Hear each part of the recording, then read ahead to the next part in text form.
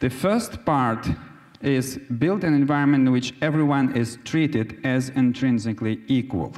There's a famous American coach, it's called John Wooden. Americans know him probably. He coached a basketball team that won 10 NCAA college championships. This is the hardest championship that exists in the world. 365 teams compete every year. There's one that wins. He won it 10 times, right? And he said, you can't expect a superb performance from a second-class citizen. Most of the people who work in the companies are treated as an inferior human beings. Every day, they're sent implicit messages. I'm not saying explicit messages. The people who are at top of the organization that are CEOs, they don't say to people that you're inferior human beings, but they are at the helm of organizations that every day, many times, send this message to the people that you are not trusted. They don't give them respect, they don't give them consideration, they don't listen to them. And basically, these people that are treated not as being intrinsically equal, particularly with regard to their ideas, it means that they have inferior brains, these people are not coming up with any kind of initiatives. They're not willing to share their ideas and initiatives with their organization. It doesn't mean that they don't talk. They talk to whom? To their friends and their families, to the people who respect them and whom they trust. And every evening, they say how we can save or innovate in this company, but I will never tell it to them.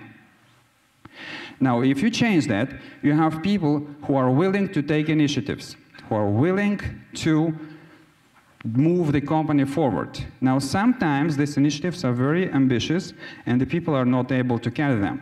It means that you have to help them to grow. So you have to build an environment in which it's easy to grow. Every person has a potential, particularly an intellectual potential, that is not realized at its largest part. What do you do in your companies to help people to grow? Right? I'll show you an example in a moment. Once you help them, they become capable to carry on their initiatives themselves. And the third aspect is, are they able? Do they have enough authority to move in the direction that they think is the best for their company or organization?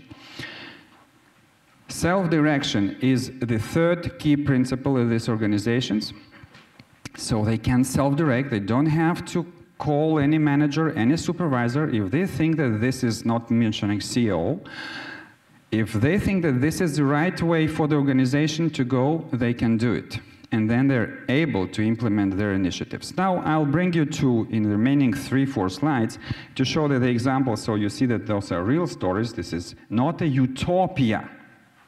Those are real companies that are leaders for dozens of years, the best performers in their respective industries. I take a company that is in Finland, but also operate here in Poland and other countries. They're cleaning offices, this company. They're #2 company in cleaning offices. They grew from essentially nothing to 155 million, 8,000 people. They have annual organic growth rate of 15%, annual profit margin 8-9%, and this industry, the margin is about 3%, the norm. And when this lady, Liisa Joronen, she started this company, she said, I respect the ideas of my employees. Why should I decide what are the conditions in which we will work? I ask them.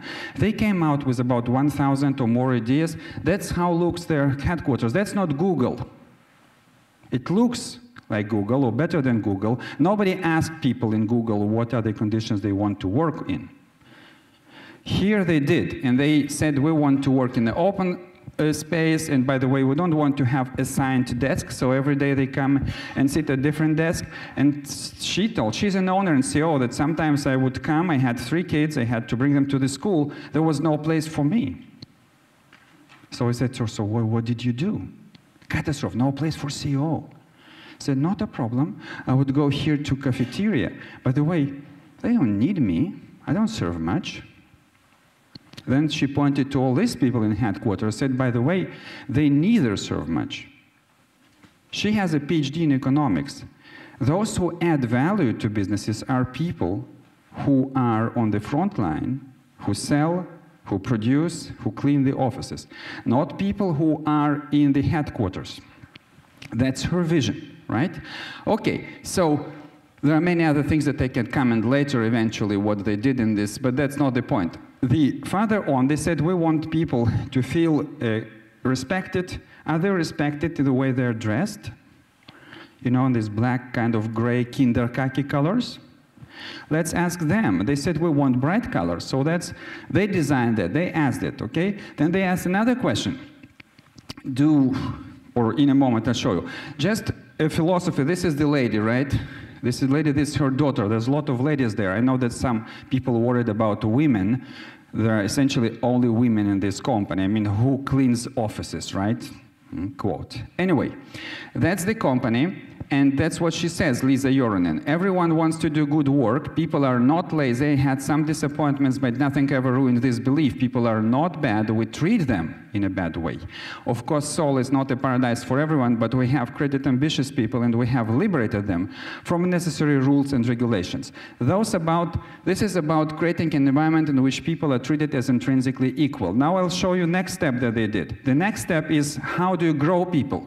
Now, if you create this environment, that's how they look, these people, right? They said we have, and they don't call them cleaners, they call them service agents. They said, these people, where from they will derive most of the consideration? Probably from when they do a good job, from a customer that is satisfied and is happy. Can they derive this? No. When do you clean offices? Evenings and nights, right? So they never see clients. So we have to change that.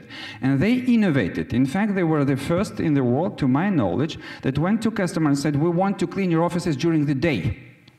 Why? We will provide a better service, because we will interact with the customers, we'll hear what they want, and so on. So they succeeded in that, and that's how it worked. I just show you this innovation, 2 minutes. I know I'm not dangerous, but I talk much.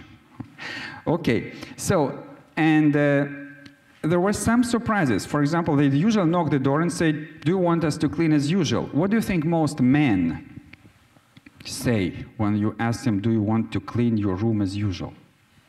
They, no, that doesn't, but it's clean, it's clean. The men have a very relative notion of cleanliness, right? So just take the rubbish, and so they saw that they are paid the same money and there's less work.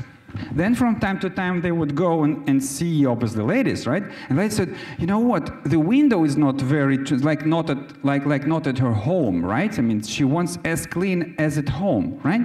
But it's not in the contract. So they would say, let us think a little bit, we'll come tomorrow. And if 2 or 3 people would say in this company, then they would call their salesman, and the guy would call the procurement officer, right? And said, your people need more work, so they would start to sell extra. Now, why I'm telling this story? One day, one lady said, why should we always call a salesman? We want to sell. We know the procurement guy there. So that's a good idea. But you don't know how to sell.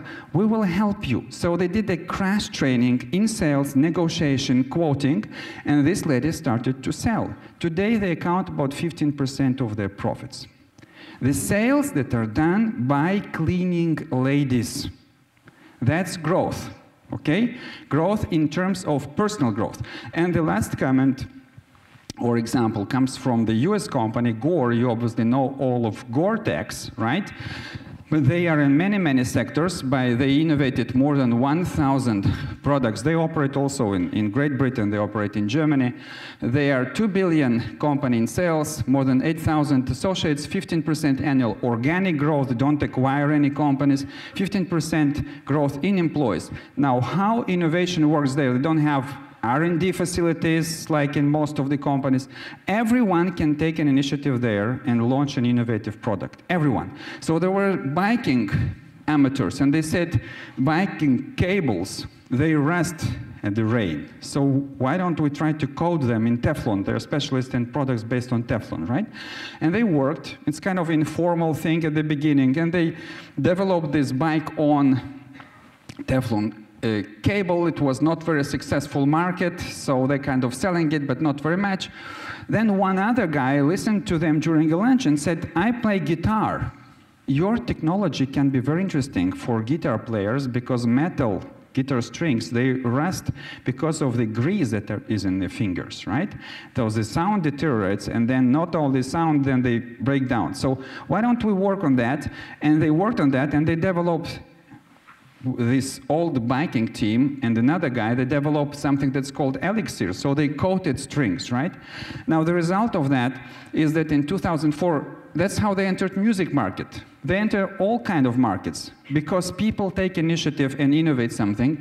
And since 2004, their string has been market leader with a 35% of market share. Now they're selling their innovative product, not 20% more, which is usually what you expect from innovation. They sell it 3 to 5 times more, 300 to 500% more. And they have 1,000 products invented, innovated in that way through the initiative of people who are free and responsible to drive innovation in this company. I'm finishing here.